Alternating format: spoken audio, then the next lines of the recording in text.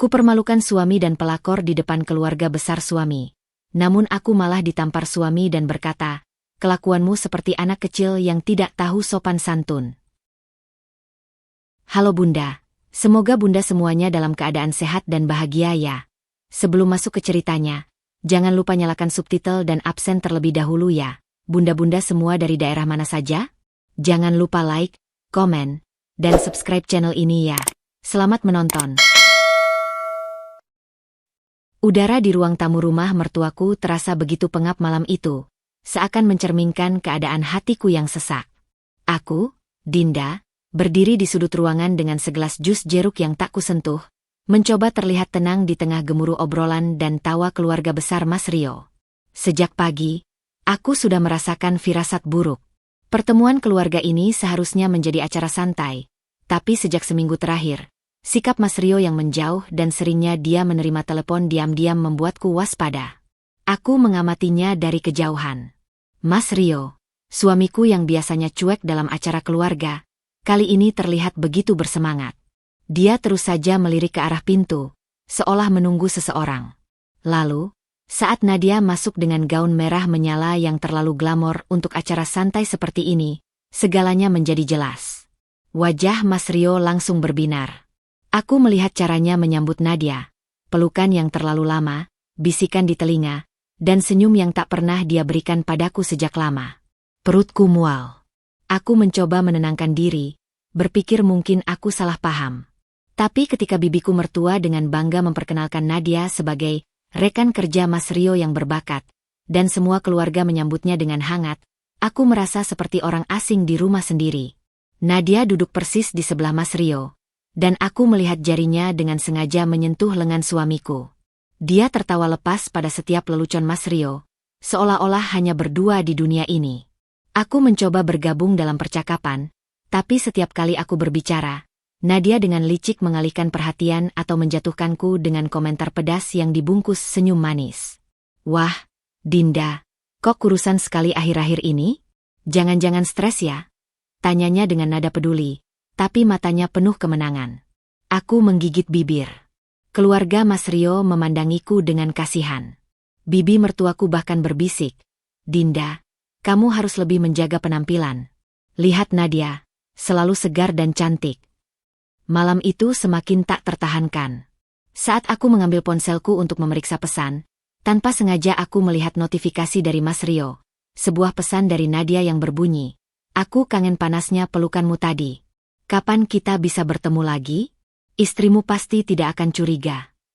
Dunia seakan berhenti. Darahku mendidih. Aku menatap Mas Rio yang sedang asyik bercanda dengan Nadia, dan tiba-tiba, semua rasa sakit, penghinaan, dan kemarahan yang kupendam selama ini meledak. Tanpa berpikir panjang, aku berdiri dan berjalan ke tengah ruangan. Suara riuh perlahan mereda saat semua mata tertuju padaku. Kalian semua harus tahu. Suaraku gemetar tapi penuh tekad. Selama ini, Mas Rio berselingkuh dengan Nadia. Aku mengacungkan ponselku, memperlihatkan bukti pesan mesra itu pada semua orang. Ruang itu senyap.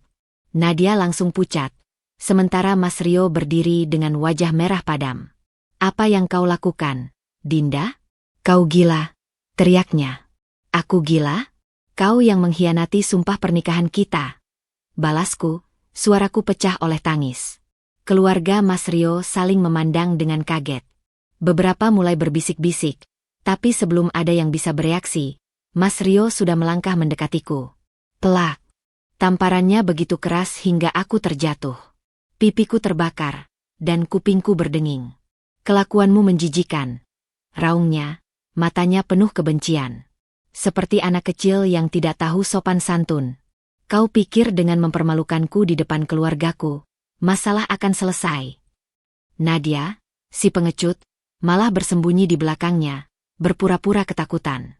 Aku menatap mereka berdua, suamiku yang sudah tak kukenal lagi, dan wanita yang dengan senang hati merusak rumah tanggaku. Malam itu, aku pulang dengan hati hancur. Tapi satu hal yang aku tahu, ini bukan akhir. Ini baru awal perangku. Malam itu terasa lebih dingin dari biasanya. Aku berjalan menyusuri jalanan sepi dengan langkah gontai, Tubuhku masih gemetar akibat tamparan Mas Rio dan tatapan hina dari keluarga besarnya. Pipiku masih terasa panas, dan air mataku sudah mengering, meninggalkan bekas garam yang mengeras di kulit. Aku bahkan tidak menyadari bahwa aku masih mengenakan gaun yang kupakai untuk acara keluarga tadi, kini kusut dan ternoda oleh air mata dan debu jalanan. Ketika sampai di depan rumah kami, rumah yang dulu kupikir akan menjadi tempat bahagia selamanya, aku mendapati pintu terkunci. Aku mencoba membukanya dengan kunciku, tapi tidak bisa. Mereka sudah mengganti gemboknya. Aku mengetuk pelan, lalu semakin keras, tapi tidak ada jawaban. Hanya suara langkah kaki dari dalam yang kemudian berhenti, seolah seseorang sengaja berdiri di balik pintu dan memilih untuk tidak membukakannya. "Mas Rio, tolong buka pintu," teriakku, suaraku parau. Aku tidak punya tempat lain untuk pergi. Tidak ada respon. Aku mencoba meneleponnya, tapi panggilannya langsung ditolak. Aku mengirim pesan, tapi muncul tanda centang biru yang tidak pernah dibalas. Aku terduduk di teras, memeluk lututku, mencoba menahan isak tangis yang ingin kembali meledak. Bagaimana bisa seseorang yang pernah bersumpah mencintaiku, yang pernah berjanji akan melindungiku, kini mengusirku seperti sampah? Tak lama kemudian, pesan singkat masuk dari Mas Rio. "Pulanglah ke orang tuamu. Aku tidak ingin melihat wajahmu lagi. Besok akan kuatur pengambilan barang-barangmu." Aku menatap layar ponselku, tidak percaya. Ini bukan lagi tentang perselingkuhannya. Ini tentang penghinaan, tentang penghapusan segala kenangan kami. Aku tidak punya pilihan. Orang tuaku tinggal di luar kota, dan aku tidak ingin membuat mereka khawatir. Aku akhirnya memesan taksi online menuju hotel murah di pusat kota. Tempatku merenungkan nasibku yang berubah dalam semalam. Di kamar hotel yang lembab itu, aku menatap langit-langit kosong, mencoba memproses segala yang terjadi. Kenangan-kenangan buruk bermunculan, senyum sinis Nadia, tamparan Mas Rio, dan tatapan keluarga besarnya yang seolah berkata, "Kau memang tidak pernah pantas untuk kami." Tapi di balik semua rasa sakit itu, ada sesuatu yang mulai menyala di dalam diriku, amarah yang membara, tekad yang mengkristal.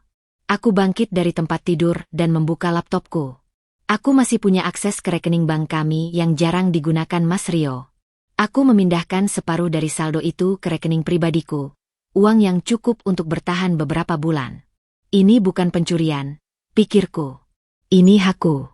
Aku yang selama ini mengatur keuangan rumah tangga, aku yang mengorbankan karierku untuk mendukungnya. Kemudian, aku membuka media sosial Nadia. Aku mulai menyelidiki setiap celah kehidupannya, tempat kerjanya, teman-temannya, bahkan mantan kekasihnya.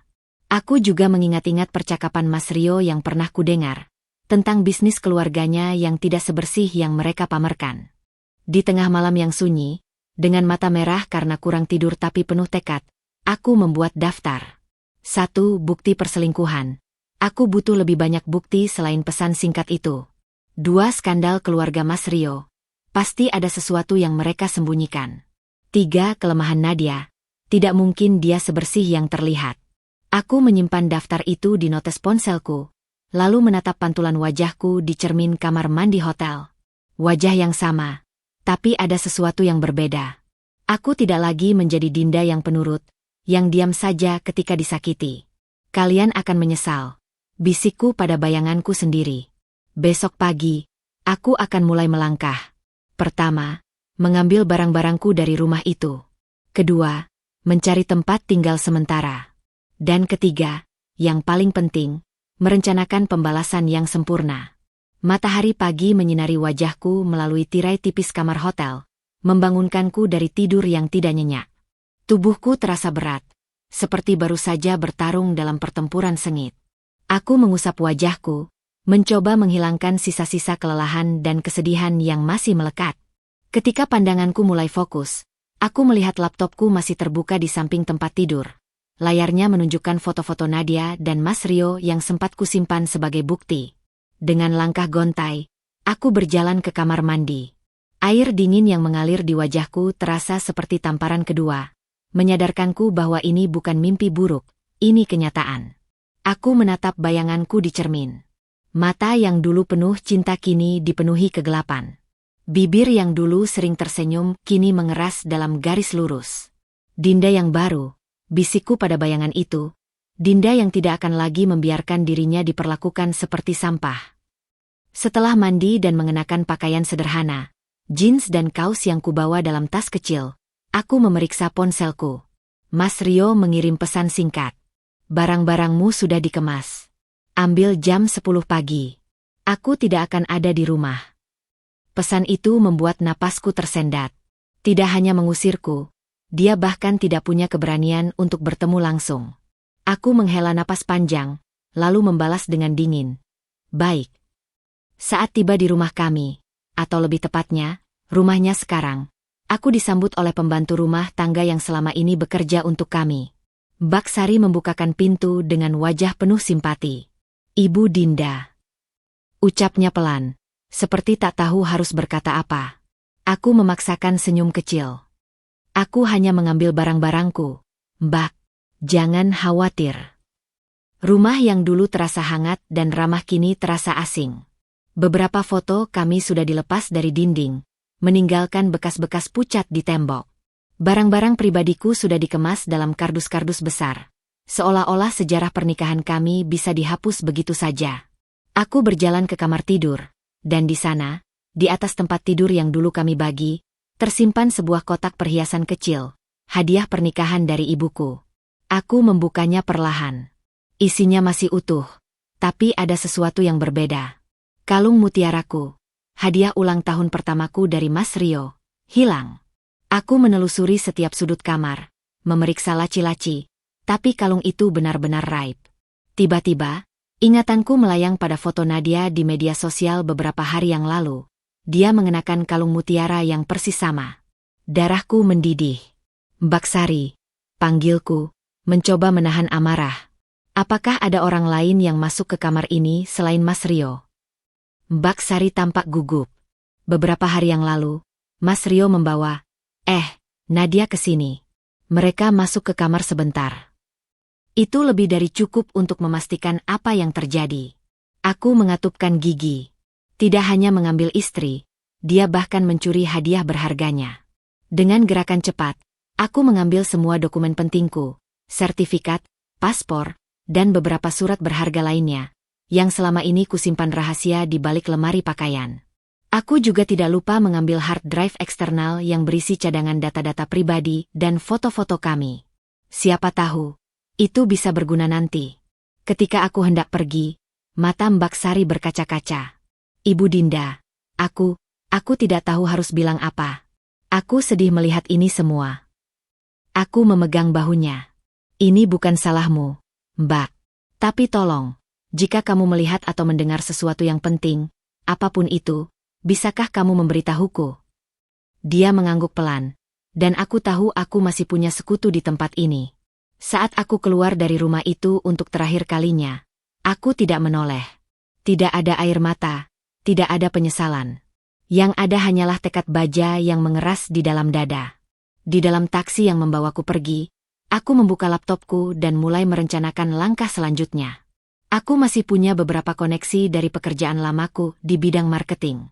Mungkin ada yang bisa membantuku mendapatkan pekerjaan sementara. Selain itu, aku juga mulai memikirkan cara untuk mendapatkan lebih banyak bukti perselingkuhan mereka. Sesuatu yang bisa kugunakan untuk menghancurkan reputasi mereka berdua. Tiba-tiba, ponselku berdering. Sebuah nomor tak dikenal. Halo. Dinda, suara di seberang sana terdengar familiar. Ini Aldo. Aldo Wijaya. Kita pernah bertemu di acara keluarga Rio beberapa bulan lalu. Aku mengernyit. Aldo, adik tiri Mas Rio yang jarang dibicarakan dalam keluarganya. Ya, aku ingat. Ada apa? Aku tahu apa yang terjadi antara kamu dan Rio. Dan aku pikir kita perlu bicara. Aku punya informasi yang mungkin kamu butuhkan. Jantungku berdebar kencang. Apakah ini kesempatan yang tidak terduga? Baik, jawabku, mencoba menahan antisipasi yang tiba-tiba membanjir. Kapan dan di mana? Kafe yang dipilih Aldo terletak di sudut sepi sebuah mal di pusat kota. Tempat ini jauh dari keramaian, dengan pencahayaan redup dan meja-meja kayu gelap yang memberikan kesan tertutup. Aku duduk di sudut paling belakang, jari-jariku tak henti mengetuk permukaan meja. Setiap detik menunggu terasa seperti penyiksaan. Apa yang bisa Aldo ketahui? Dan mengapa dia ingin membantuku? Ketika Aldo akhirnya muncul, penampilannya jauh berbeda dari kesan terakhirku saat bertemu di acara keluarga Mas Rio. Rambutnya yang dulu rapi kini sedikit berantakan, matanya sembab seperti kurang tidur, dan pakaiannya, meskipun masih rapi, tidak lagi memiliki kesan perfeksionis seperti dulu. Dia mengangguk kecil padaku sebelum duduk. Tangannya segera memegang gelas kopi hitam yang sudah menunggu di atas meja. "Maaf terlambat," ucapnya. Suaranya lebih dalam dari yang kuingat. "Aku harus memastikan tidak ada yang mengikutiku." Aku mengerutkan kening. "Mengikutimu? Apa maksudmu?" Aldo menatapku dengan serius sebelum menurunkan suaranya hingga hampir seperti bisikan. "Keluarga kita, keluarga Rio, bukan seperti yang mereka tampakkan, Dinda. Selama ini mereka membangun image sempurna, tapi di balik itu semua, ada banyak kebusukan." Dadaku berdebar kencang. Aku menyesap teh hangatku untuk menenangkan saraf yang tegang. "Apa yang kau maksud?" Dia menghela napas panjang, seolah mempertimbangkan seberapa banyak yang bisa dia ungkap. "Aku yakin kau sudah merasakan sendiri bagaimana mereka memperlakukan orang yang tidak sesuai dengan standar mereka. Tapi apa kau tahu bahwa ayah Rio, Pak Handoko, selama ini punya anak di luar nikah?" Aku nyaris tersedak. "Apa?" Aldo mengangguk pelan, matanya terus memindai sekeliling seperti takut ada yang mendengarkan. "Bukan hanya satu, Dinda. 3. Dan yang paling ironis, salah satunya adalah anak dari mantan asisten rumah tangga mereka, yang dipecat 10 tahun lalu karena mencuri." Dia membuat tanda kutip di udara. Padahal, dia diusir karena hamil.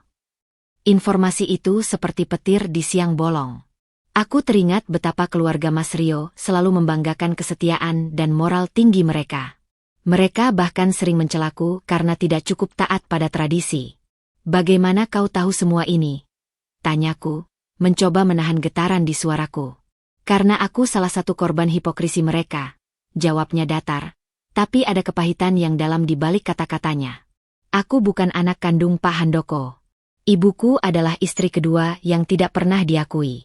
Selama ini mereka membiarkanku ikut acara keluarga hanya untuk menjaga penampilan, tapi aku tidak pernah dapat bagian yang seharusnya, termasuk saham di perusahaan keluarga."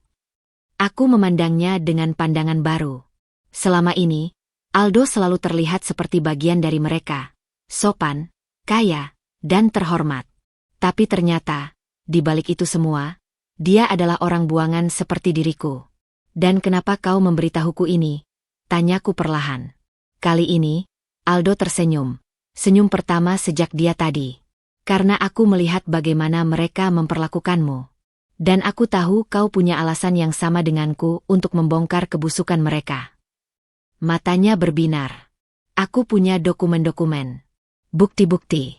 Tapi aku butuh seseorang yang punya akses ke dalam, seperti yang pernah kau miliki." Aku menelan ludah. "Ini lebih dari yang kuharapkan. Apa yang kau inginkan dariku?" "Informasi apapun yang masih bisa kau dapat tentang Rio dan ayahnya. Rekaman percakapan, email, apapun." Dia menunduk, lalu mengeluarkan sebuah flash disk dari saku jasnya. "Dan sebagai tanda good fight, ini untukmu." Aku menerima flash disk itu dengan tangan gemetar. Apa isinya? Daftar transaksi mencurigakan dari perusahaan keluarga selama 5 tahun terakhir. Dan dia berhenti sejenak, foto-foto Rio dan Nadia di hotel yang mungkin bisa kau gunakan. Jantungku berdegup kencang. Ini adalah senjata yang tidak terduga. Tapi sebelum aku bisa bertanya lebih lanjut, Aldo tiba-tiba menegakkan badan, matanya waspada. "Kita harus mengakhiri ini sekarang," bisiknya cepat. "Ada seseorang yang mengawasi kita." Aku hampir menoleh, tapi dia menghentikanku dengan pandangan tajam. "Jangan lihat. Dia mungkin anggota keamanan perusahaan ayahku. Aku akan pergi duluan. Hubungi aku lewat nomor ini saja." Dia menyelipkan selembar kertas ke tanganku sebelum berdiri dan pergi begitu saja, meninggalkanku dengan segudang pertanyaan dan flash disk yang mungkin berisi kunci pembalasan dendamku. Setelah Aldo pergi, aku menunggu 10 menit sebelum beranjak. Saat berjalan ke toilet, aku melihat seorang pria berbaju hitam duduk tidak jauh dari meja kami tadi. Matanya terus mengawasiku. Aku pura-pura tidak menyadari, tapi seluruh tubuhku bergetar. Di dalam toilet, aku mengunci diri di bilik dan menekan dada yang sesak. Ini lebih besar dari yang kubayangkan. Aku tidak hanya berurusan dengan perselingkuhan Mas Rio, tapi dengan jaringan kebohongan keluarga besar yang sudah berlangsung puluhan tahun. Dan sekarang, aku memiliki senjata untuk melawan. Malam minggu di kafe mewah itu seharusnya menjadi waktu bersantai bagi kebanyakan orang. Tapi bagiku, setiap detik yang berlalu terasa seperti siksaan yang disengaja. Aku menyelinap di balik tirai tanaman hias di sudut ruangan, tangan menggenggam ponsel dengan kuku yang nyaris menusuk kulit telapak. Dari balik daun-daun palem buatan itu, aku bisa melihat mereka dengan jelas. Mas Rio dan Nadia duduk berdampingan di meja paling strategis di tengah ruangan, seolah ingin semua mata memandang mereka. Nadia mengenakan gaun merah yang terlalu ketat untuk acara santai, warnanya menyala seperti peringatan bahaya. Setiap kali dia tertawa, kepalanya dengan sengaja menjatuhkan diri ke pundak Mas Rio. Tangannya yang bergerak liar sesekali menyentuh lengan suami, mantan suamiku, dengan kepemilikan yang membuat perutku mual. Yang paling menyakitkan adalah cara Mas Rio menanggapi. Dia membiarkan itu semua. Bahkan sesekali mencium kening Nadia dengan kelembutan yang dulu hanya diperuntukkan bagiku. Aku memeriksa lagi pengaturan ponselku, memastikan mode rekam video berjalan dengan baik. Dari posisiku yang tersembunyi, aku bisa menangkap setiap sudut meja mereka dengan jelas. Ini bukan lagi tentang bukti perselingkuhan. Itu sudah jelas. Ini tentang mengumpulkan bahan untuk rencana besarku. Tiba-tiba, seperti merasakan tatapanku, Nadia menoleh ke arahku. Aku membeku, darah berdesir kencang di telinga. Tapi untungnya, pandangannya hanya melayang di atas kepalaku sebelum kembali ke Mas Rio. Sayang, suara Nadia terdengar jelas meski dengan volume sedang. Kapan kita bisa pindah ke rumah itu? Aku tidak tahan lagi tinggal di apartemen kecilku.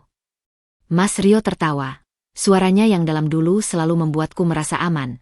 Sekarang terasa seperti pisau tumpul yang menggerogoti tulang rusukku. Sabarlah, Nadi. Proses perceraian dengan Dinda belum selesai. Aku tidak ingin dia menuntut lebih. Nadia mengerutkan hidungnya yang sempurna. Hidung yang mungkin menghabiskan puluhan juta untuk bisa seimbang sempurna seperti itu. Tapi kan sudah jelas dia yang gila dan memalukan keluargamu. Apa susahnya mengusir dia saja? Aku menahan napas. Mas Rio menghela napas, meminum anggurnya sebelum menjawab. Kau tahu aturan keluargaku. Semua harus berjalan sesuai prosedur. Tapi jangan khawatir. Dia menepuk tangan Nadia. Rumah itu akan segera jadi milik kita. Aku sudah mengatur semuanya. Setiap kata mereka seperti bensin yang disiram di atas api amarahku. Rumah kita? Rumah yang kudesain setiap sudutnya dengan cinta? Rumah tempat aku melewatkan malam-malam panjang menungguinya pulang kerja? Sekarang akan diberikan pada si pelacur berwajah boneka ini? Tiba-tiba, ponselku bergetar. Pesan dari Aldo. Jangan lakukan apa-apa yang gegabah. Ingat rencana besarnya. Aku sudah dapat dokumen yang kau minta. Bertemu besok. Aku menatap pesan itu lama, mencoba menenangkan diri. Aldo benar. Ini bukan saatnya untuk emosi. Tapi ketika aku mengangkat pandangan lagi, pemandangan di depan membuat darahku benar-benar mendidih. Nadia sekarang duduk di pangkuan Mas Rio. Tangannya meremas rambut pendek suamiku yang dulu selalu kusisir rapi. Dan yang paling menghancurkan, dia memakai kalung mutiaraku. Kalung pemberian Mas Rio di ulang tahun pernikahan pertama kami, yang hilang saat aku mengambil barang-barangku. Kau suka hadiah ulang tahunmu, sayang? Mas Rio bertanya sambil memainkan mutiara di leher Nadia. Tentu saja. Apalagi karena ini dulunya milik si gila itu, jawab Nadia sambil tertawa. Aku senang bisa mengambil sesuatu darinya.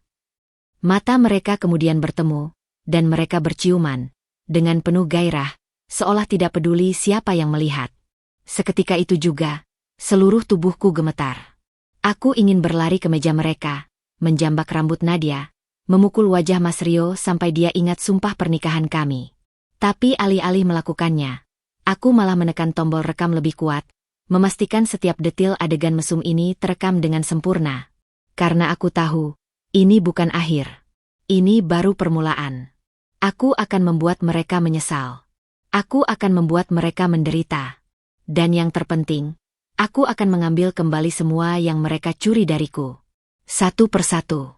Pukul 3.17 dini hari, aku masih terjaga di depan laptop, mata merah karena kelelahan tapi pikiran terjaga oleh adrenalin yang terus mengalir deras. Video yang kurekam tadi malam berjalan lancar. Gambarannya jernih, suaranya jelas.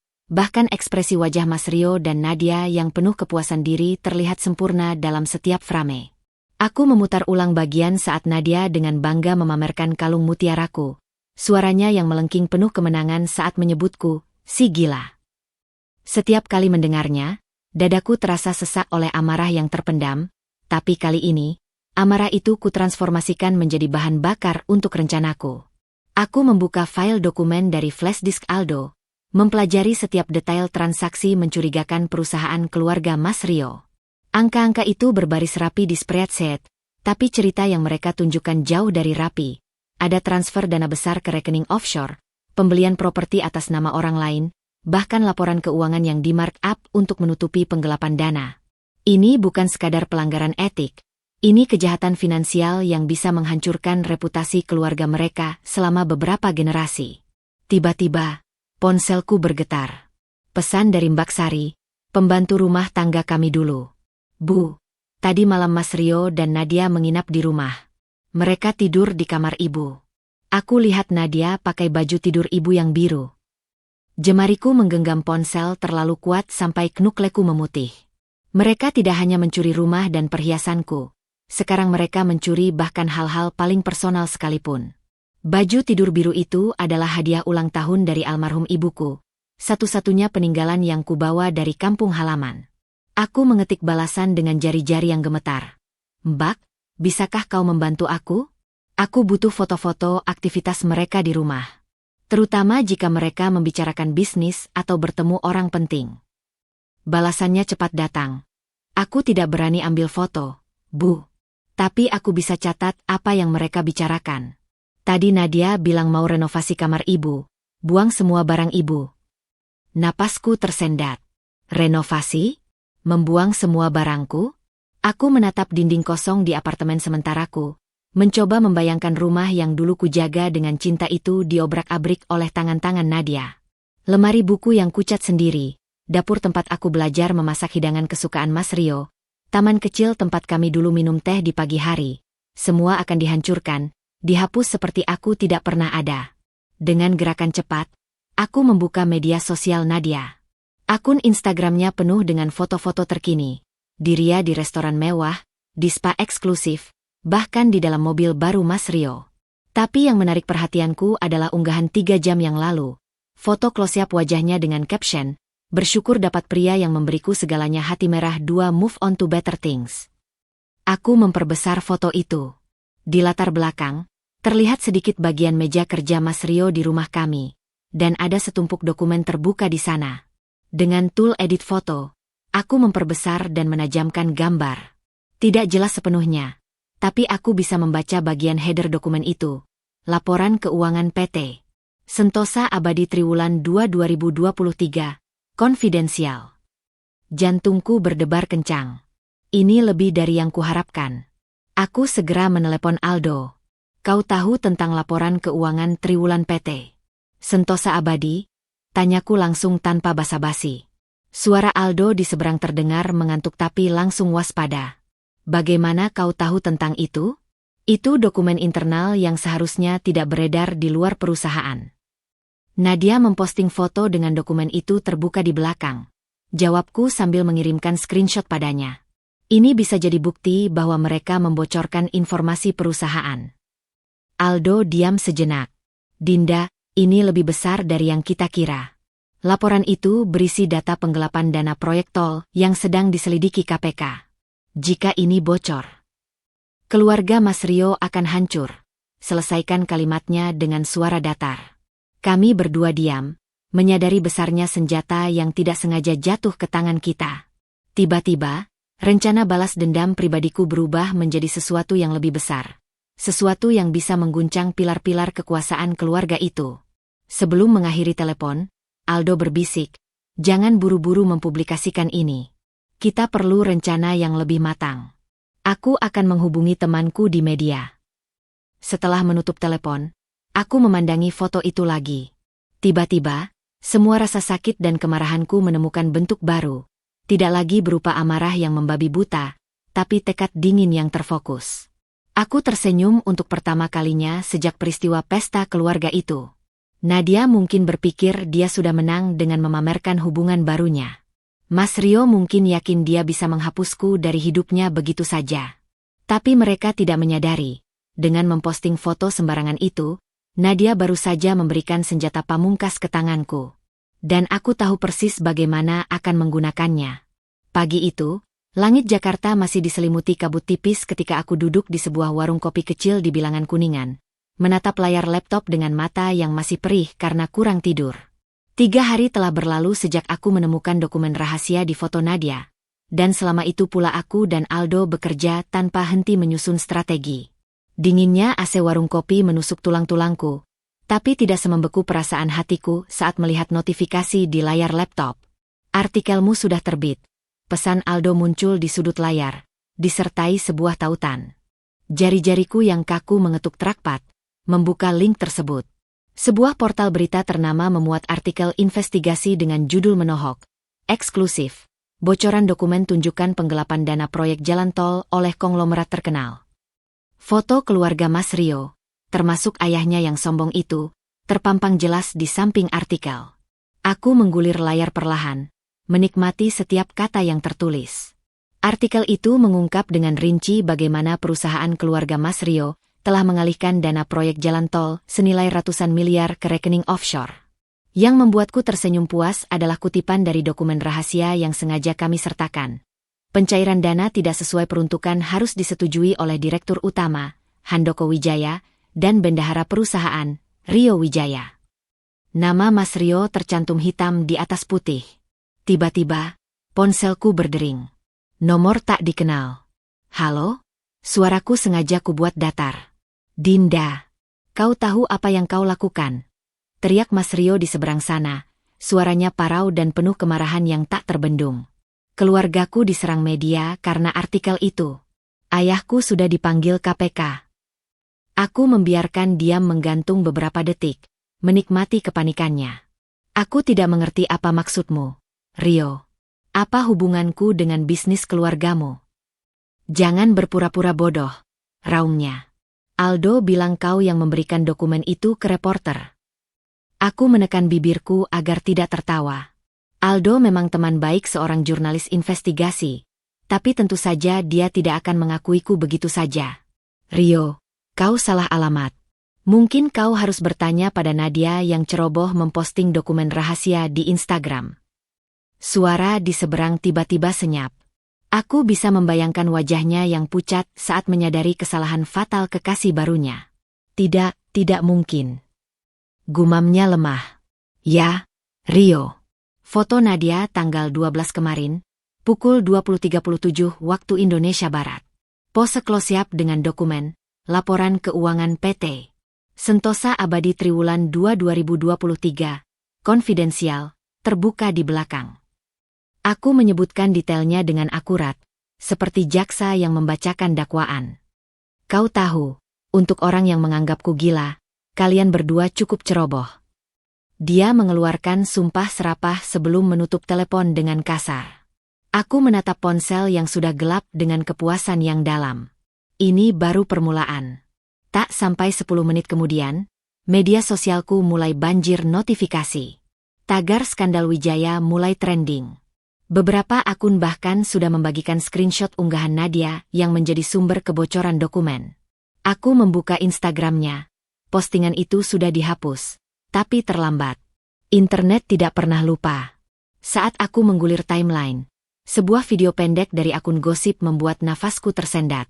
Video itu menunjukkan Nadia sedang berjalan tergopoh-gopoh meninggalkan sebuah gedung perkantoran, dikerumuni wartawan. Nyonya Nadia. Apa komentar Anda tentang kebocoran dokumen dari unggahan Anda? Tanya seorang reporter. Nadia yang biasanya selalu tampil sempurna kini terlihat compang-camping. Make up-nya lusuh, rambutnya acak-acakan, dan yang paling memuaskan, kalung mutiaraku sudah tidak ada di lehernya. Ini salah paham. Aku tidak tahu itu dokumen rahasia. Teriaknya sambil berusaha menutupi wajah dengan tas Hermesnya yang mahal. Seorang reporter lain berteriak, benarkah hubungan Anda dengan Rio Wijaya yang menyebabkan kebocoran ini? Apakah ini bentuk balas dendam mantan istrinya? Wajah Nadia berkerut marah. Dinda itu gila. Dia yang merencanakan semua ini. Tapi tidak ada yang mendengarkan pembelaannya. Kamera-kamera justru mengarah ke seorang pria berbaju safari yang baru saja keluar dari gedung. Ayah Mas Rio, Handoko Wijaya, dengan wajah merah padam dan keringat mengucur deras. Para reporter langsung beralih, meninggalkan Nadia yang terpinggirkan. Aku menutup laptop pelan-pelan, menyimpan semua kepuasan ini di dalam hati. Ini baru karma pertama, masih banyak yang akan mereka hadapi. Sesaat sebelum berdiri, ponselku bergetar lagi. Pesan dari Aldo. Kau lihat beritanya? Ayahku baru saja memecat Rio dari jabatannya. Mereka sedang saling menyalahkan. Oh, dan satu lagi. Nadia baru saja dipecat dari perusahaannya karena dianggap membocorkan rahasia negara. Senang hari ini. Aku memandangi pesan itu lama sebelum membalas. Masih terlalu awal untuk senang. Ini baru babak pertama. Hujan deras mengguyur Jakarta sore itu. Butiran air menghantam jendela kafe tempatku duduk dengan ritme yang seolah mengikuti detak jantungku yang tak beraturan. Di hadapanku, laptop menampilkan siaran langsung konferensi pers keluarga Wijaya. Layar terbagi dua, di sebelah kiri, Handoko Wijaya dengan wajah kaku dan berkeringat berdiri di belakang podium, dikelilingi pengacara-pengacaranya yang berwajah serius. Di sebelah kanan, feed langsung menunjukkan Mas Rio yang duduk di baris kedua. Wajahnya pucat dan matanya berkaca-kaca, kehilangan semua kesombongan yang biasa terpancar darinya. Keluarga Wijaya ingin menyatakan bahwa kami akan bekerja sama penuh dengan aparat penegak hukum. Suara Handoko terdengar parau melalui speaker laptopku. Aku menyendok es kopi yang sudah hampir habis, menikmati setiap detik kejatuhan mereka. Tapi yang paling menarik perhatianku adalah ketiadaan satu orang, Nadia. Di mana si pelakor kesayangan mereka sekarang? Ponselku bergetar. Pesan dari Mbak Sari. Bu, rumah seperti kapal pecah. Tadi pagi Mas Rio dan Nadia bertengkar keras. Aku dengar Nadia teriak, kau pikir aku mau jadi bahan tertawaan media karena kau. Lalu Mas Rio membanting piring. Sekarang Nadia pergi bawa koper besar. Aku hampir tersedak menahan tawa. Jadi pertengkaran mereka sudah mencapai tahap pecah piring? Aku membalas cepat. Apakah ada yang merekam? Balasan datang beberapa detik kemudian. Tidak, Bu. Tapi, ada sesuatu yang menarik. Nadia meninggalkan tas laptopnya. Dan Mas Rio langsung mengambilnya, seperti mencari sesuatu. Alisku naik. Ini menarik. Aku segera menghubungi Aldo melalui panggilan telepon. Dengar, Aldo. Bisikku sambil menutupi mulut dengan tangan. Menurut informasi terakhir, Nadia kabur meninggalkan laptopnya di rumah Rio. Menurutmu apa isi laptop itu bisa berguna untuk kita? Suara Aldo di seberang terdengar tegang. Dinda, jangan gegabah. Jika Rio sudah memegang laptop itu, pasti dia akan. Dia tidak secerdas itu, potongku. Kau kenal saudara tirimu lebih baik dari siapapun. Dia panik sekarang, tidak berpikir jernih. Aldo diam sejenak. Baik. Aku punya teman yang bisa membantu kita masuk ke sistem laptop itu secara remote. Tapi kita butuh laptop itu menyala dan terhubung ke internet. Aku menggigit bibir bawah, berpikir keras. Lalu tiba-tiba, ide muncul. Mbak Sari masih punya akses ke rumah itu, kan? Bisakah kita minta dia menyalakan laptop itu dan menghubungkannya ke Wi-Fi? Risiko besar, Dinda. Jika ketahuan. Kita tidak punya pilihan lain, desakku. Ini kesempatan emas. Laptop Nadia pasti berisi banyak rahasia.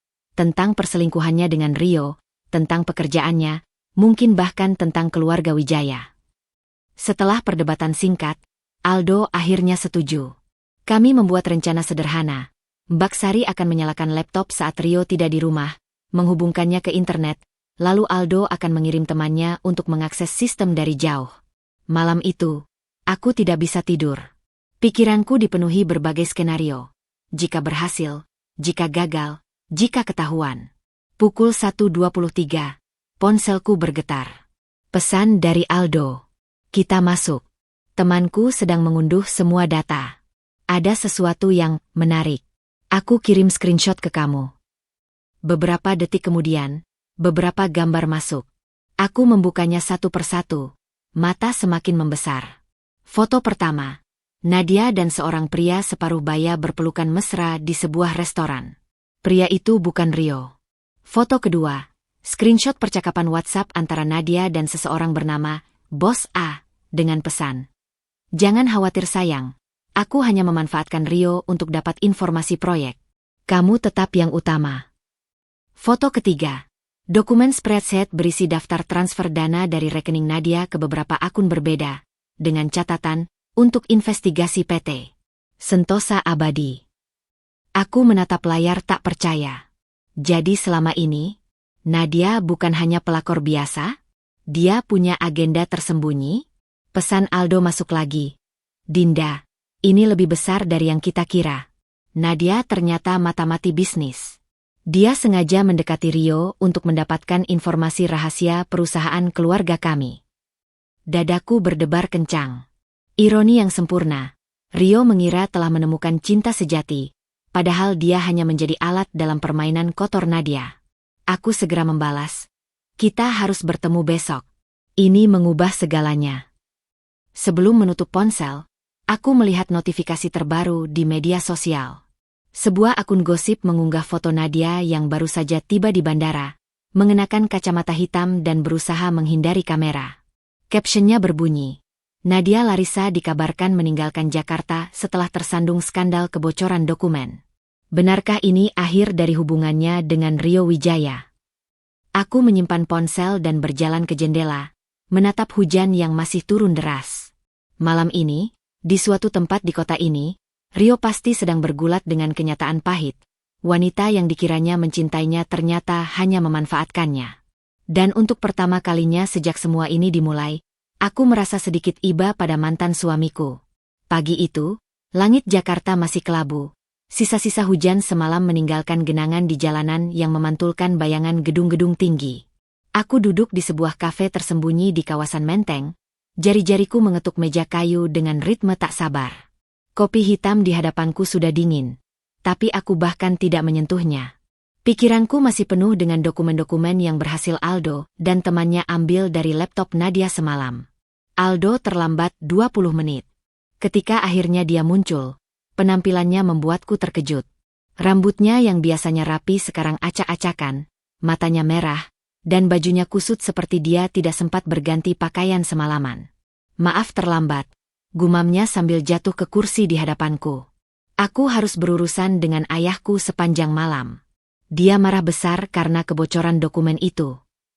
Aku mendorong cangkir kopi yang belum kuminum ke arahnya. Kau baik-baik saja.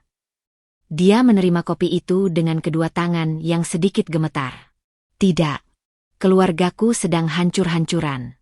Tapi, dia mengangkat pandangan, matanya tiba-tiba berbinar. Aku rasa ini yang kita butuhkan.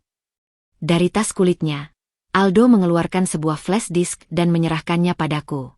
Semua data dari laptop Nadia ada di sini. Dan percayalah, Dinda, ini lebih buruk dari yang kita bayangkan. Aku mengambil flash disk itu dengan hati berdebar. Seberapa buruk? Aldo menatapku dengan ekspresi yang sulit kubaca. Nadia bukan sekadar mata-mata bisnis. Dia bekerja untuk seseorang yang punya dendam lama terhadap keluarga Wijaya. Aku memasukkan flash disk ke laptopku dengan tangan gemetar. Begitu terbuka, aku langsung melihat folder-folder yang sudah dikategorikan. Dokumen PT Sentosa, percakapan Rio, proyek tol Trans Jawa, dan yang paling menarik, Bos A. Aku membuka folder terakhir itu. Foto-foto yang muncul membuat nafasku tersengal. Foto pertama menunjukkan Nadia sedang berduaan dengan seorang pria berusia sekitar 50-an di sebuah klub malam. Pria itu wajahnya familiar, tapi aku tidak bisa langsung mengenalinya. Foto kedua lebih jelas. Pria yang sama sedang menandatangani dokumen di sebuah meja rapat, dengan logo perusahaan di belakangnya. PT Mandiri Jaya Konstruksi. Tunggu. Bisikku. Otakku bekerja keras mengingat. PT Mandiri Jaya, itu perusahaan saingan utama PT Sentosa, kan? Aldo mengangguk pelan, wajahnya muram. Lebih dari sekadar saingan. Pemiliknya, Anton Wijaya, adalah sepupu ayahku. Mereka bermusuhan sejak 15 tahun lalu karena perselisihan warisan. Aku membuka dokumen teks dalam folder itu. Isinya adalah laporan-laporan Nadia kepada Anton tentang pergerakan bisnis keluarga Wijaya, lengkap dengan strategi untuk menjatuhkan mereka. Jadi selama ini, ucapku pelan, menyatukan puzzle-puzzle itu. Nadia sengaja disusupkan ke dalam hidup Rio untuk menghancurkan keluarganya. Aldo menghela napas panjang. Dan Rio yang bodoh itu jatuh cinta padanya. Ironis, bukan? Kau dikhianati karena dia tergoda wanita yang ternyata juga mengkhianatinya. Aku menutup laptop pelan-pelan, mencerna semua informasi ini. Seharusnya aku merasa puas. Rio sekarang tahu bagaimana rasanya dikhianati. Tapi yang kurasakan justru hampa. Apa yang harus kita lakukan dengan ini? Tanyaku. Aldo menatapku dengan intens. Itu terserah kamu, Dinda. Ini bisa menjadi senjata pamungkas. Tapi dia berhenti sejenak. Aku harus jujur. Awalnya aku membantumu karena ingin menjatuhkan ayah dan Rio. Tapi sekarang, aku tidak yakin lagi. Aku terkejut mendengar pengakuannya. Apa yang berubah? Aku melihat bagaimana ayahku, yang selama ini keras dan kejam, begitu hancur ketika tahu Rio dimanfaatkan seperti itu. Aldo menggosok wajahnya dengan kedua tangan. Dan Rio, dia sekarang seperti zombie. Tidak makan, tidak tidur. Hanya mondar-mandir di rumah sambil memegang foto pernikahan kalian. Perkataan terakhirnya membuat dadaku sesak. Aku tidak menyangka akan mendengar hal itu. Lalu apa saranmu? Tanyaku, berusaha menjaga suaraku tetap stabil. Aldo mengeluarkan amplop dari tasnya. Aku sudah memisahkan dokumen-dokumen yang benar-benar kriminal. Ini bukti bahwa Anton menyuruh Nadia menyusup dan mencuri rahasia perusahaan. Kita bisa gunakan ini untuk membersihkan nama keluargaku di mata hukum, tapi sekaligus membuat Anton dan Nadia menanggung konsekuensinya. Aku menerima amplop itu, merasakan berat moral yang tiba-tiba menimpaku. Ini bukan lagi sekadar balas dendam untukku. Ini sudah menjadi pertarungan bisnis besar dengan konsekuensi hukum. Dan Rio? Tanyaku pelan. Aldo memandangku dengan simpati.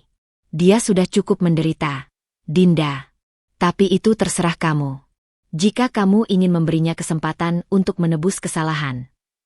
Aku menatap amplop di tanganku, lalu tiba-tiba saja, air mataku menetes.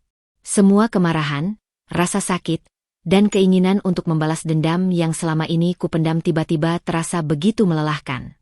Baik, akhirnya kuputuskan. Kita serahkan dokumen ini ke pihak berwajib. Tapi aku menarik napas dalam. Aku ingin bertemu Rio. Sendiri.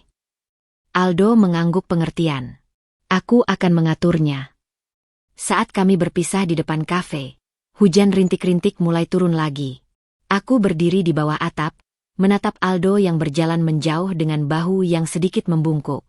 Tiba-tiba aku menyadari, kita semua adalah korban dalam permainan yang lebih besar. Dan mungkin, sudah waktunya untuk berhenti menjadi pion dan mengambil kendali atas hidupku sendiri. Gedung berlantai 30 di Sudirman itu terlihat megah dengan kaca-kaca berlapis emas yang memantulkan cahaya matahari sore. Aku menatapnya dari dalam taksi, jari-jariku tanpa sadar menggenggam erat amplop berisi dokumen yang diberikan Aldo. Ini adalah pertama kalinya aku kembali ke kantor pusat PT Sentosa abadi sejak perceraianku dengan Rio, tempat yang dulu dengan bangga kusebut perusahaan keluarga, sekarang terasa asing dan bermusuhan. Kita tunggu di sini saja, Bu? Tanya sopir taksi melalui kaca spion. Aku menggeleng. Tidak, Pak. Ini mungkin akan lama. Begitu kaki menjejak lobi mewah yang dulu sering kulewati dengan Rio, ada getaran aneh di seluruh tubuhku.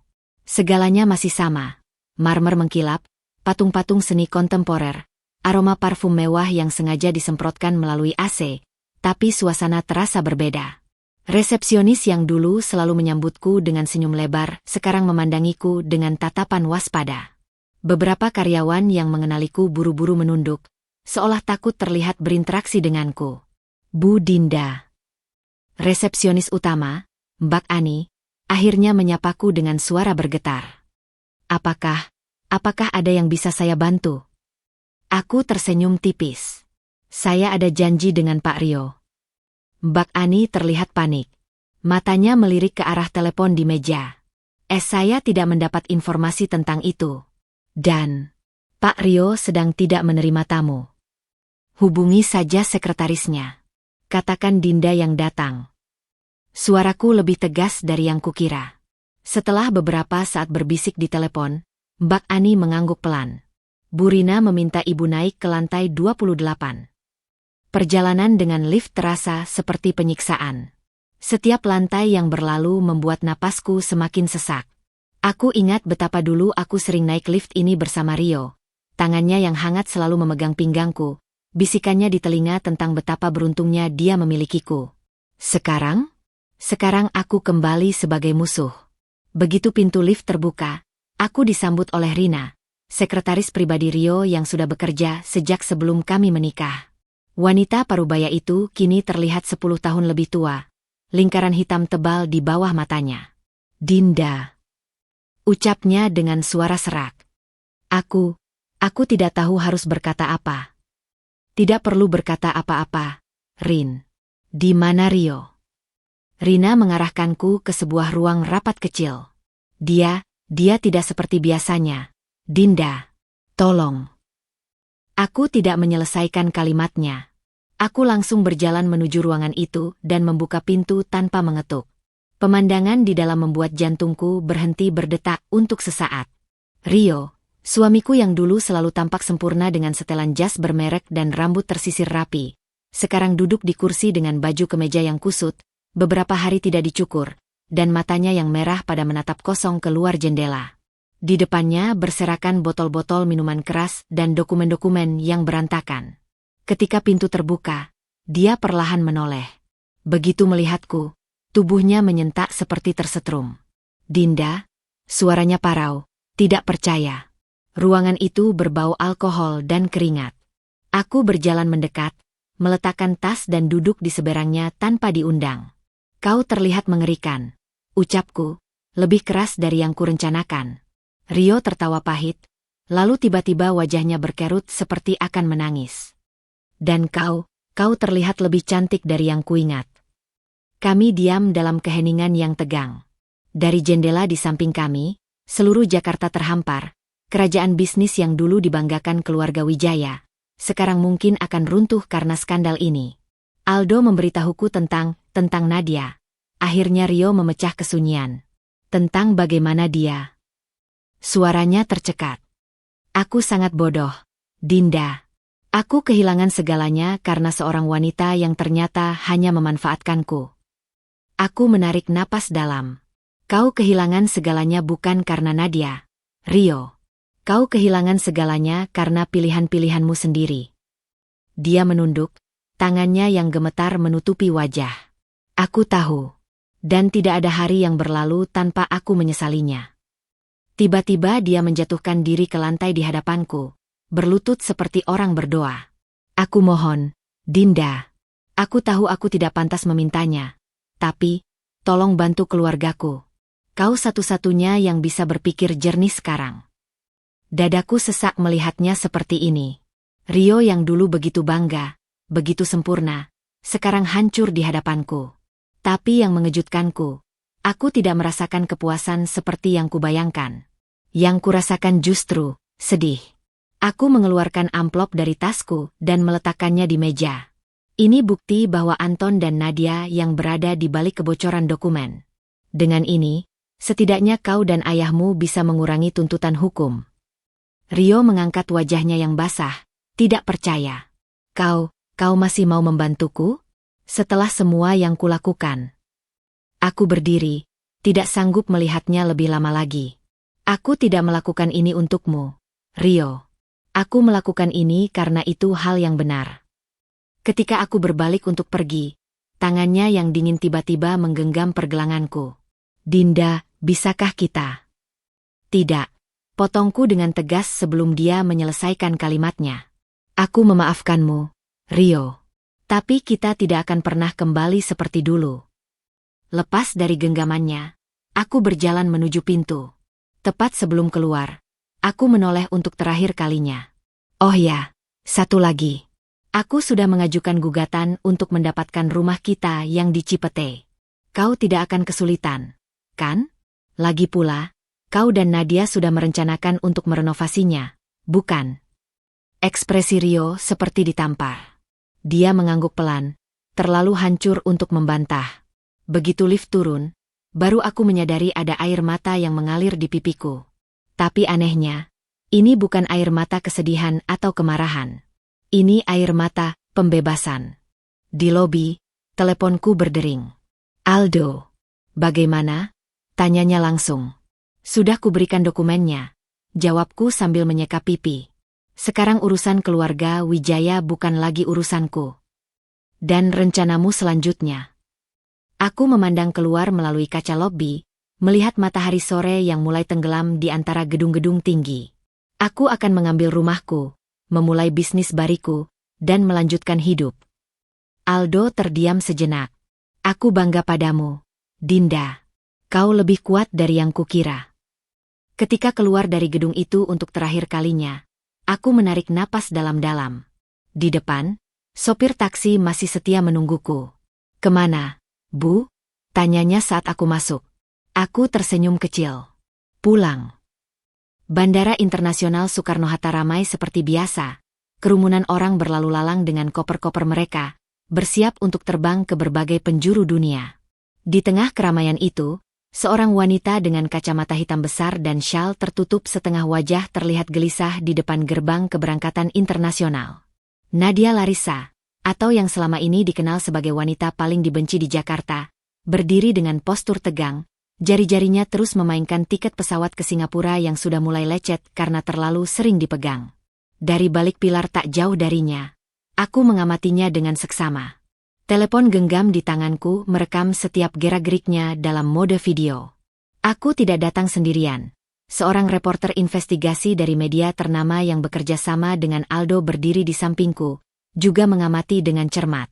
Apakah Anda yakin ini akan berhasil?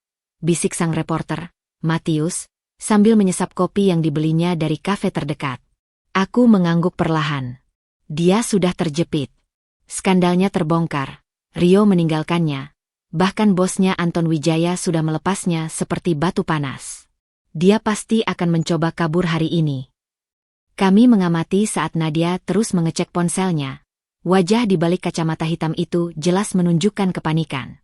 Beberapa kali dia menoleh ke belakang, seolah memastikan tidak ada yang mengikutinya. Tiba-tiba, kerumunan di sekitar gerbang keberangkatan bergemuruh. 3 orang berpakaian sipil mendekati area check-in dengan langkah cepat. Salah seorang mengeluarkan lencana dari saku jasnya. Polisi. Nadia langsung membeku seperti rusa yang terkena sorot lampu mobil. Ketika petugas-petugas itu mulai bertanya pada petugas bandara dan menunjuk ke arahnya, dia tiba-tiba berbalik dan berjalan cepat, hampir berlari, menuju toilet wanita terdekat. Action, seru Matius. Kami berdua segera bergerak, mengikuti dari jarak aman. Di depan toilet wanita, kami menunggu dengan napas tertahan. Tak lama kemudian, seorang petugas keamanan bandara mendekati polisi dan berbicara sesuatu. Mereka kemudian membagi diri. Satu menjaga pintu toilet, yang lain bergegas keluar, mungkin meminta bantuan tambahan. Aku melihat Matius mengangguk pada rekannya yang ternyata sudah bersiap di dekat pintu keluar toilet. Tak sampai 5 menit kemudian, drama itu terjadi. Nadia keluar dari toilet dengan penampilan yang sudah berubah. Rambutnya yang biasanya lurus sekarang dikepang, kacamata hitam diganti dengan masker wajah, dan syalnya sudah tidak ada. Tapi perubahan itu sia-sia. Nyonya Nadia Larissa. Salah seorang polisi menghadangnya tepat saat dia hendak menuju pintu keluar bandara. Bukan. Saya orang lain. Suara Nadia yang biasanya begitu percaya diri sekarang gemetar tak karuan. Kami perlu memeriksa identitas Anda. Tolong ikut kami. Saat itulah Nadia melakukan kesalahan fatal. Dia mendorong polisi itu dan berlari. Tapi langkahnya tidak jauh. Dua petugas lain langsung mencegatnya. Adegan itu berlangsung cepat. Tangan Nadia diborgol, tasnya disita, dan dia digiring keluar di tengah tatapan penumpang lain yang penuh keheranan. Beberapa orang mulai mengeluarkan ponsel dan merekam. Tak sampai 10 menit, video, pelakor terkenal ditangkap di bandara, sudah menyebar di media sosial. Aku dan Matius mengikuti dari belakang, merekam setiap detil untuk laporan khususnya. Saat melewati lorong bandara, tiba-tiba saja pandangan Nadia berpapasan denganku. Matanya yang terbuka lebar penuh ketakutan tiba-tiba menyala dengan pengenalan, lalu berubah menjadi kebencian yang dalam ketika menyadari kehadiranku. Dinda, teriaknya sambil berusaha melepaskan diri dari pegangan polisi. Kau yang berada di balik ini semua. Kau gila. Kau. Suaranya terputus ketika pintu mobil polisi tertutup. Tapi tatapan terakhirnya, campuran antara kemarahan, ketakutan, dan penyesalan, akan kuingat untuk waktu yang lama. Matius mematikan kameranya. Kami dapat bahan bagus hari ini. Terima kasih atas tipnya. Aku mengangguk. Pastikan semua bukti itu sampai ke pihak berwajib. Dia tidak hanya merusak rumah tangga orang, tapi juga terlibat dalam industrial espionage. Ketika mobil polisi membawa Nadia pergi, aku berdiri di tempat parkir bandara, merasakan angin sore yang bertiup pelan. Seharusnya aku merasa puas. Wanita yang menghancurkan pernikahanku sekarang mendapatkan balasannya. Tapi yang kurasakan justru hampa. Ponselku bergetar. Pesan dari Aldo. Kau lihat berita? Anton Wijaya baru saja ditangkap di kantornya. Kasusnya semakin besar. Aku membalas singkat. Bagus. Tapi ini sudah bukan urusanku lagi. Sebelum masuk ke taksi, aku menatap langit biru di atas bandara. Sebuah pesawat lepas landas dengan suara gemuruh, membawa penumpangnya ke destinasi baru. Aku tersenyum kecil. Mungkin sudah waktuku juga untuk benar-benar move on. Matahari pagi menyinari ruang kerjaku yang baru, menerangi dinding-dinding putih yang masih kosong dan rak-rak buku yang baru setengah terisi.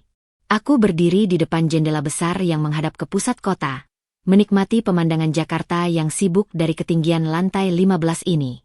Udara pagi yang segar mengalir melalui jendela yang sedikit terbuka, membawa serta suara hiruk-pikuk kota yang mulai bangun. 3 bulan. Hanya 3 bulan sejak kejadian di bandara, sejak Nadia ditangkap dan seluruh skandal keluarga Wijaya terbongkar. 3 bulan sejak aku memutuskan untuk benar-benar memulai hidup baru. Aku menoleh ke meja kerjaku di tengah ruangan. Sebuah meja kayu oak besar yang sengaja ku beli sebagai hadiah untuk diriku sendiri. Di atasnya tersusun rapi dokumen-dokumen pendirian perusahaan bariku. Desain interior, desain. Mimpi lamaku yang selama ini terkubur karena fokus mendukung karir Rio, akhirnya bisa terwujud. Bu Dinda, kontraktor sudah datang. Maya, asisten baruku yang masih muda dan penuh semangat, menyapa dari pintu. Terima kasih, Maya. Tolong antar mereka ke ruang meeting. Aku akan menyusul. Sebelum meninggalkan ruangan, aku mengambil frame foto dari laci meja. Satu-satunya foto yang kubawa dari rumah pernikahanku dulu. Foto itu menunjukkan aku dan Rio di hari wisuda sarjanaku, saat mimpiku tentang menjadi desainer interior masih bersinar terang. Dengan hati yang tenang, aku memutar frame itu dan menyimpannya kembali ke dalam laci. Bukan sebagai kenangan pahit, tapi sebagai pengingat bahwa aku pernah kehilangan diriku dalam cinta, dan sekarang telah menemukannya kembali. Ruang meeting kecilku sudah penuh ketika aku masuk. Ada Pak Budi, kontraktor berpengalaman yang setuju bekerja sama denganku meski usahaku masih baru. Ada juga Ibu Anissa, klien pertamaku yang berani mempercayakan renovasi villa keluarganya padaku. Selamat pagi semua, sapaku dengan senyum tulus, sesuatu yang sudah lama tidak kulakukan. Mari kita mulai presentasi konsep untuk villa keluarga Anissa. Presentasi berjalan lancar. Aku menjelaskan setiap detil desain dengan penuh semangat. Konsep open space yang kubuat, pemilihan material ramah lingkungan, hingga sentuhan tradisional Jawa yang kuselipkan untuk menghormati latar belakang keluarga Ibu Anissa. Wah, saya sangat terkesan, Bu Dinda, puji Ibu Anissa setelah presentasi selesai. Desainnya sangat personal dan penuh pertimbangan. Berbeda sekali dengan firma-firma besar yang biasanya hanya menawarkan konsep standar. Hatiku berbunga-bunga mendengar pujian itu. Terima kasih, Bu. Saya percaya sebuah rumah harus mencerminkan kepribadian penghuninya, bukan hanya mengikuti tren. Setelah pertemuan selesai dan klienku mengiyakan proposal dengan senyum puas, aku kembali ke ruang kerjaku dengan langkah ringan. Pencapaian kecil ini terasa lebih bermakna daripada semua pesta mewah yang pernah kuhadiri sebagai istri Rio. Sore itu, ketika aku sedang memeriksa sampel material di ruang studio, teleponku berdering. Nomor yang tidak kukenal. Halo. Bu Dinda?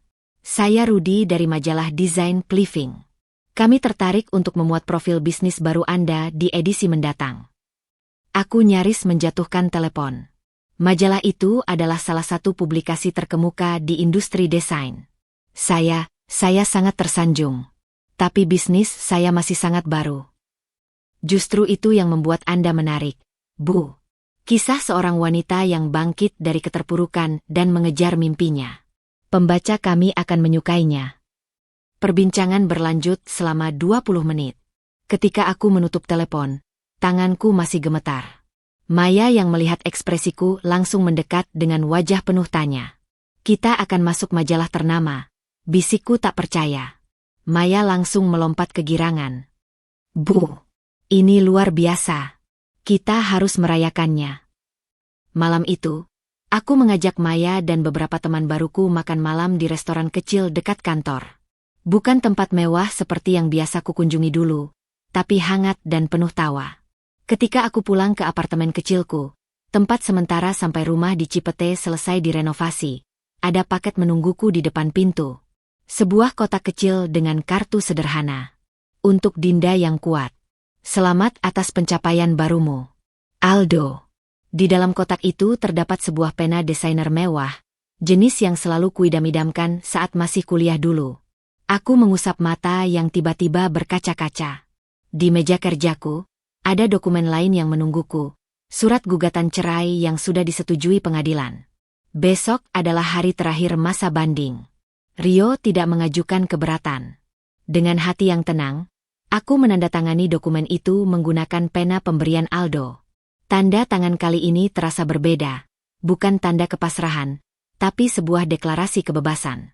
Esok pagi, ketika matahari kembali menyinari ruang kerjaku yang masih baru, aku berdiri di depan jendela lagi. Tapi kali ini, yang kulihat bukanlah gedung-gedung tinggi Jakarta. Yang kulihat adalah masa depan yang kutentukan sendiri. Hujan deras mengguyur Jakarta malam itu, menciptakan genangan-genangan air yang memantulkan neon sign toko-toko di sepanjang Jalan Kemang.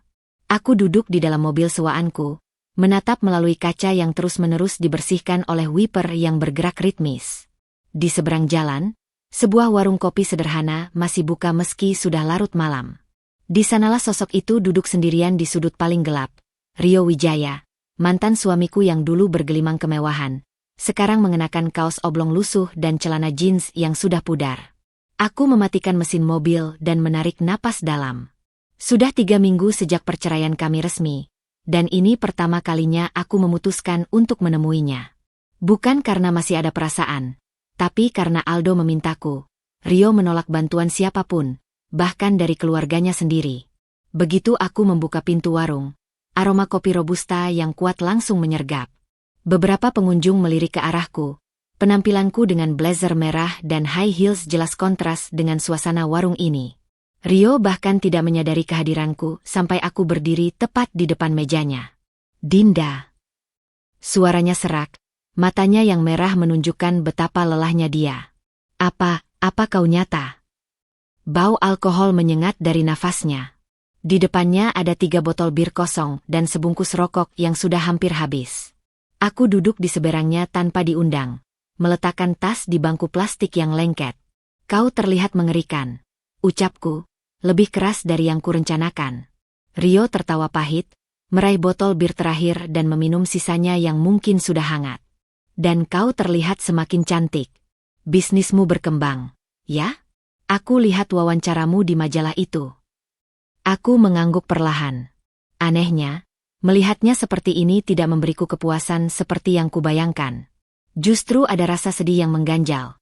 Ini adalah pria yang dulu kukagumi, yang kucintai, sekarang hancur berkeping-keping.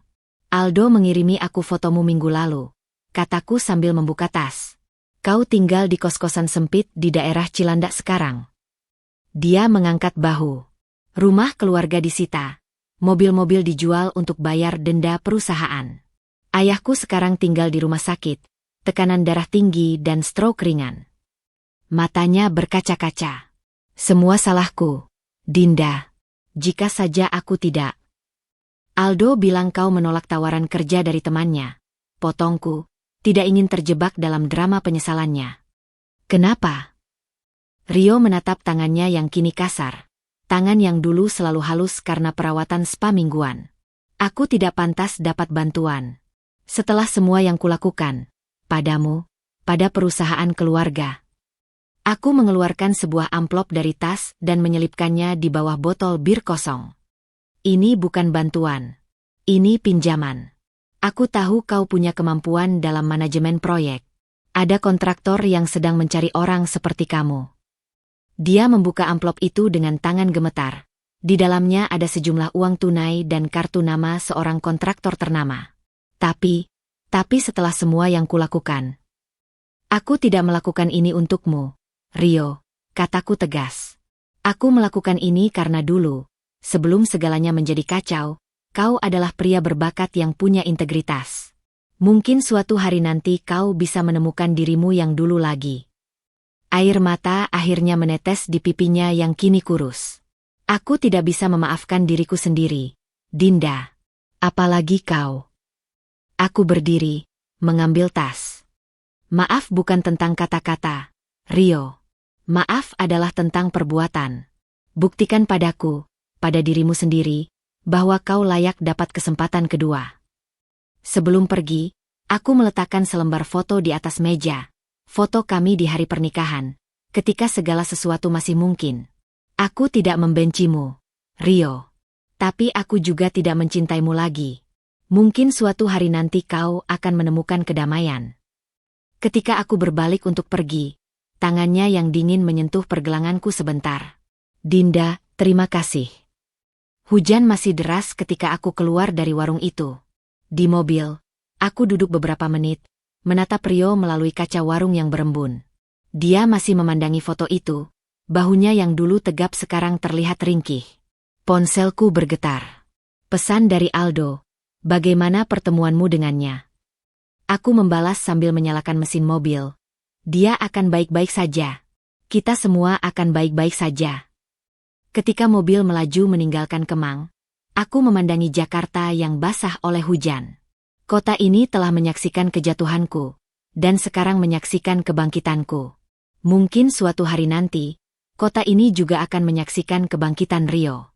Tapi malam ini, aku hanya ingin pulang, membuat secangkir teh hangat, dan merayakan fakta bahwa aku selamat dari badai, dan muncul lebih kuat dari sebelumnya.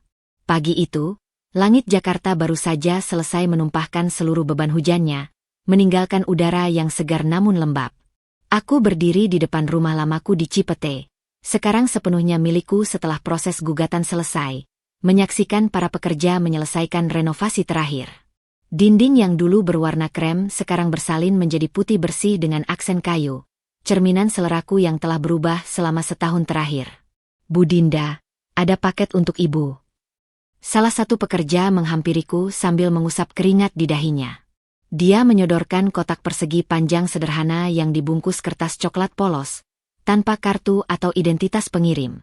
Aku menerimanya dengan alis berkerut, membalik-balik bungkusan itu untuk mencari petunjuk. Siapa yang mengantarkan ini? Bapak-bapak, Bu. Tidak muda tidak tua. Pakai kacamata, muka capek. Dia cuma bilang, tolong berikan pada Bu Dinda, lalu pergi. Jantungku berdebar kencang. Deskripsi itu mengingatkanku pada Rio. Dengan tangan sedikit gemetar, Aku membuka bungkusan itu di teras rumah. Isinya membuat napasku tersendat. Sebuah album foto tua dengan sampul kulit yang sudah usang. Halaman pertama terbuka dengan sendirinya, memperlihatkan foto pernikahan kami. Rio dengan setelan jas abu-abu dan aku dalam gaun pengantin sederhana, tersenyum bahagia tanpa tahu badai yang akan kami hadapi. Tapi yang membuatku tertegun adalah secari kertas yang terselip di sana, bertuliskan dengan huruf-huruf Rio yang dulu selalu kubanggakan rapi. Dinda, aku menemukan ini di gudang kos-kosanku. Seharusnya ini menjadi milikmu. Maafkan aku untuk semua yang kulakukan, bukan karena aku berharap kau kembali, tapi karena aku akhirnya mengerti betapa sakitnya pengkhianatan itu. Aku sedang mencoba menjadi orang yang lebih baik. Terima kasih untuk kesempatan itu. Aku membalik halaman demi halaman, menyaksikan momen-momen bahagia yang sempat terkubur dalam ingatanku. Kami di Pantai Anyer saat bulan madu, Rio memelukku dari belakang saat aku mencoba memasak mie instan. Foto-foto kami dengan latar belakang rumah ini ketika baru dibeli, masih kosong, penuh harapan. Tiba-tiba, di antara halaman-halaman itu, jatuh selembar kertas lain. Sebuah cek atas namaku dengan nominal yang cukup besar, hampir setara dengan pinjaman yang beri padanya 2 bulan lalu. Matahari pagi semakin tinggi ketika aku masih terduduk di tangga teras. Album itu terbuka di pangkuanku. Teleponku berdering. Aldo, kau dapat paket dari Rio? Tanyanya langsung. Ya. Album foto dan cek pelunasan. Aldo menghela napas panjang. Dia baru saja mendapatkan pekerjaan tetap di perusahaan kontraktor itu. Gajinya tidak besar, tapi dia memilih melunasimu pertama. Aku menutup album perlahan. Bagaimana keadaannya sekarang? Lebih baik. Dia menyewa kamar yang lebih layak, rutin menjenguk ayahku di panti rehabilitasi. Aldo berhenti sebentar. Dinda, dia benar-benar berubah. Aku tidak memintamu untuk memaafkannya. Tapi, aku sudah memaafkannya. Aldo, potongku dengan suara lembut. Tapi maaf tidak berarti melupakan atau kembali ke masa lalu. Setelah menutup telepon, aku masuk ke dalam rumah yang masih berantakan karena renovasi. Di tengah ruang keluarga yang baru saja dicat, ada satu dinding yang sengaja kubiarkan kosong. Sekarang aku tahu apa yang akan kulakukan. Album foto Rio akan menemukan tempat di sana, bukan sebagai kenangan pahit, tapi sebagai pengingat bahwa bahkan dari reruntuhan, sesuatu yang baru bisa tumbuh. Sore itu, ketika pekerja sudah pulang dan rumah kembali sepi, aku duduk di lantai kayu yang masih berbau vernis, memandangi album itu lagi. Di halaman terakhir, ada foto kami di tahun pertama pernikahan. Rio memelukku dari belakang, kedua tangannya melingkari pinggangku. Wajahnya menempel di pipiku sambil tersenyum. Dengan pensil, kuberi tanda kecil di sudut foto itu sebelum menutup album. Bukan untuk dilupakan, tapi untuk diingat, bahwa cinta itu pernah ada, dan meski berakhir, itu adalah bagian dari perjalanan yang membuatku menjadi diriku yang sekarang. Ketika matahari sore menyinari ruangan melalui jendela baru, aku mengambil telepon dan mengirim pesan singkat. Terima kasih untuk albumnya. Semoga kau menemukan kedamaian yang kau cari. Tidak ada balasan yang datang. Dan anehnya, aku baik-baik saja dengan itu. Pengadilan Negeri Jakarta Pusat tampak lebih megah dan menakutkan di bawah terik matahari siang yang menyengat. Aku duduk di bangku pengunjung, jari-jariku menggenggam erat lengan kursi kayu yang sudah usang, menyaksikan dari balik kacamata hitam saat Nadia Larissa digiring masuk ke ruang sidang dengan tangan terborgol. Perempuan yang dulu selalu tampil sempurna itu kini mengenakan seragam tahanan oranye yang terlalu besar untuk tubuhnya. Wajahnya tanpa riasan terlihat pucat dan jauh lebih tua dari usianya. Rambut ikalnya yang dulu selalu tertata rapi sekarang kusut dan diikat sembarangan di belakang kepala.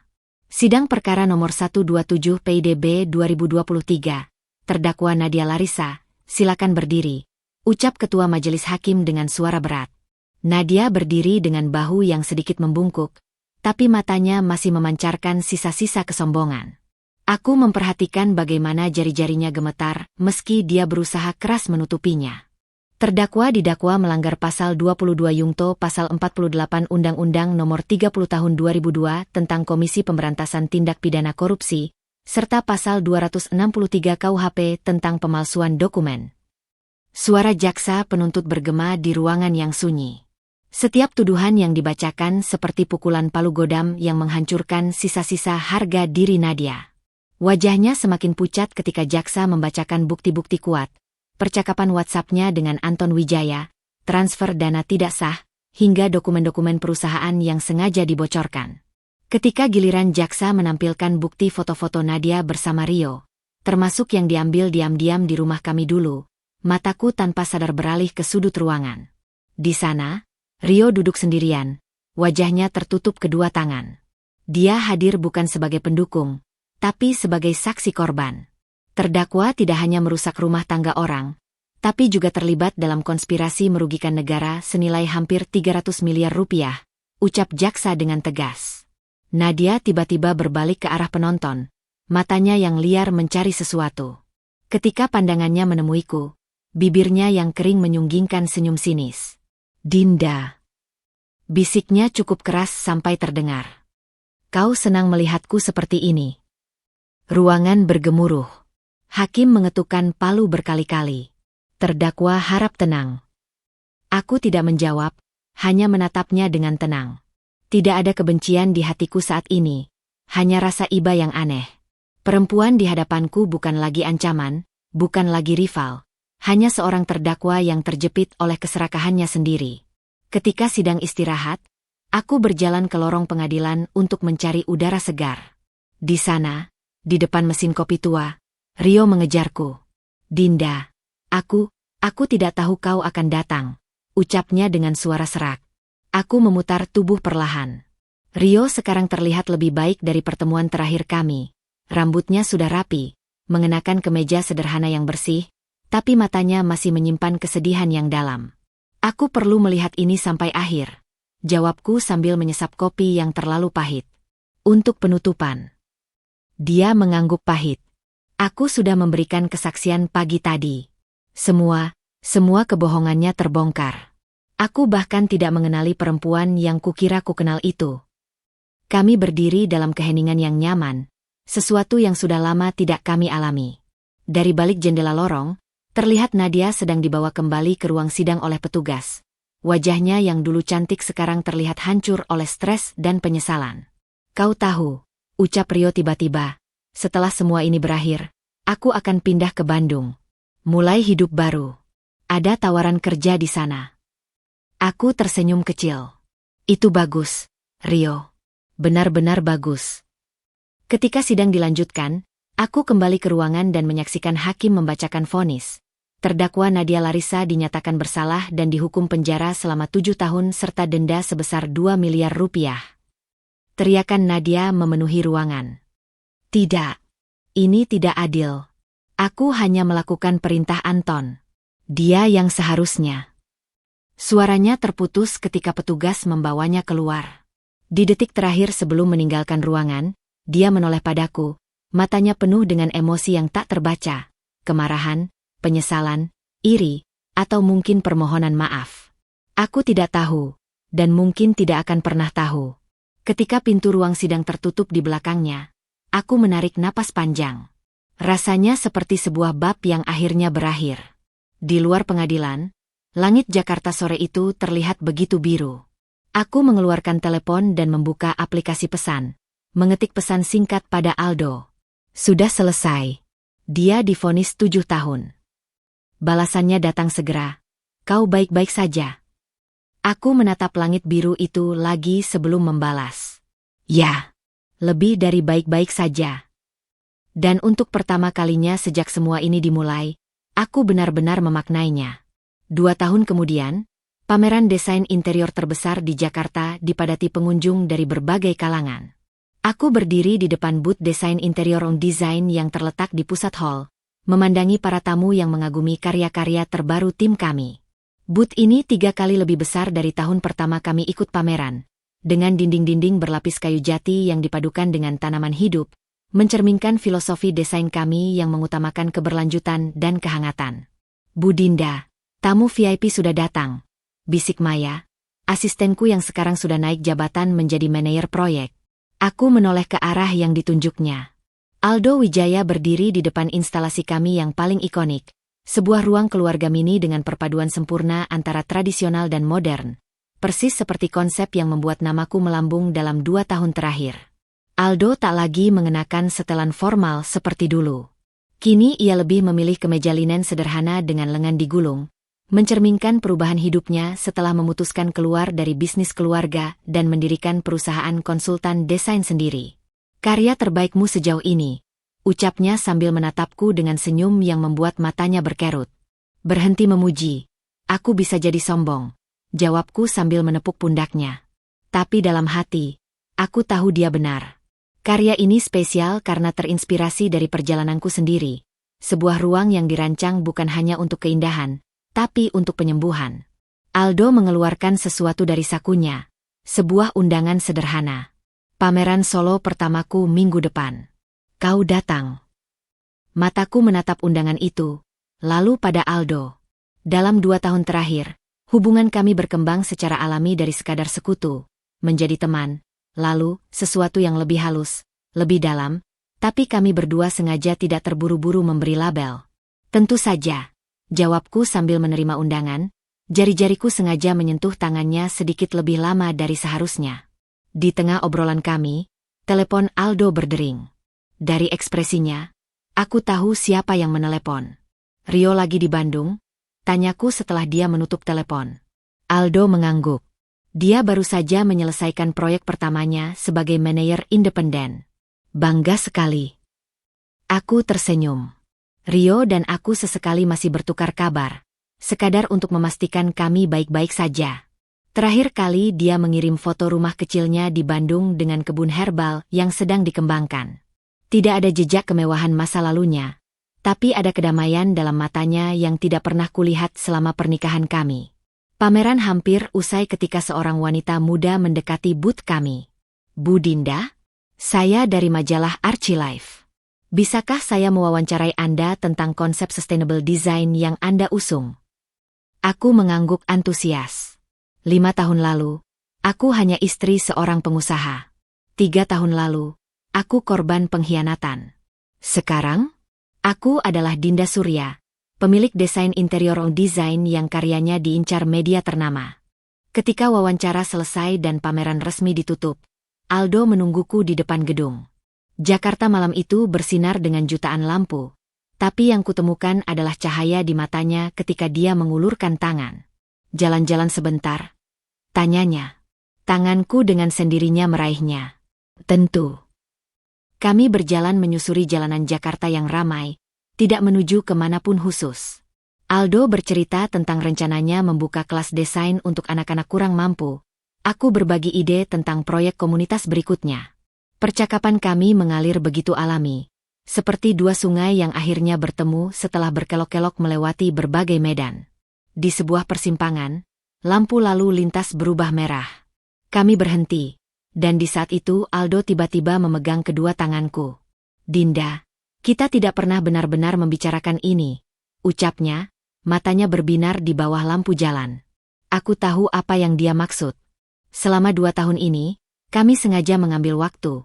Aku butuh menyembuhkan luka, dia butuh menemukan jati diri di luar bayang-bayang keluarganya. "Aku tahu," bisikku, jari-jariku meremas tangannya. "Dan menurutku, kita tidak perlu kata-kata besar. Aku bahagia seperti ini, pelan-pelan, pasti, dengan seseorang yang mengerti arti perjuangan dan pertumbuhan." Aldo tersenyum, senyum yang membuat seluruh wajahnya bersinar. "Jadi, kita resmi." "Kita resmi," jawabku sambil tertawa ketika lampu hijau menyala dan pejalan kaki lain mulai berkerumun di belakang kami. Malam itu, ketika aku pulang ke rumah hasil renovasiku sendiri, rumah yang dulu menjadi saksi bisu penderitaanku, sekarang berubah menjadi ruang penuh karya seni dan tawa. Aku berdiri di depan dinding tempat album foto Rio ku tempatkan 2 tahun lalu. Dengan hati yang tenang, aku menambahkan foto terbaru di sampingnya, foto tim desain di pameran hari ini, dengan Aldo berdiri di sampingku. Bukan untuk menggantikan kenangan lama, tapi sebagai bukti bahwa hidup terus berjalan, dan terkadang, setelah badai, kita menemukan pelangi yang lebih indah dari yang pernah kita bayangkan.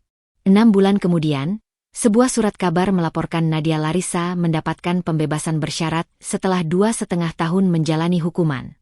Dia terlihat keluar dari penjara dengan wajah yang jauh lebih tua dari usianya, langsung menuju bandara untuk terbang ke kota kelahirannya. Di halaman yang sama, ada kolom kecil tentang Aldo Wijaya dan Dinda Surya yang baru saja memenangkan penghargaan desain terbaik untuk proyek komunitas mereka. Foto kami berdiri bahu-membahu, tersenyum bahagia tanpa menyadari, atau mungkin sudah tidak peduli, dengan berita di kolom sebelahnya. Hidup terus berjalan, dan bagi mereka yang berani bangkit dari reruntuhan, selalu ada cerita baru yang menanti untuk ditulis.